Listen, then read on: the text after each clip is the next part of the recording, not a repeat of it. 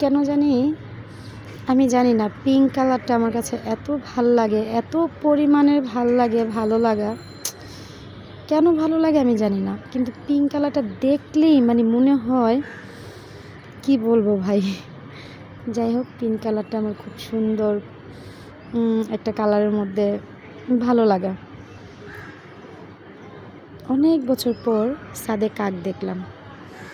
Actually এখন তো কাক দেখাই যায় না, কাকের ডাক শোনা যায় না, কিন্তু আজকে একটু কাকের ডাক শোনা যাচ্ছে, কা কা। এই যা, কাকটা চলে গেল। আপনাদের সাথে শেয়ার করতে গিয়েছিলাম, কাকটা চলে গেল।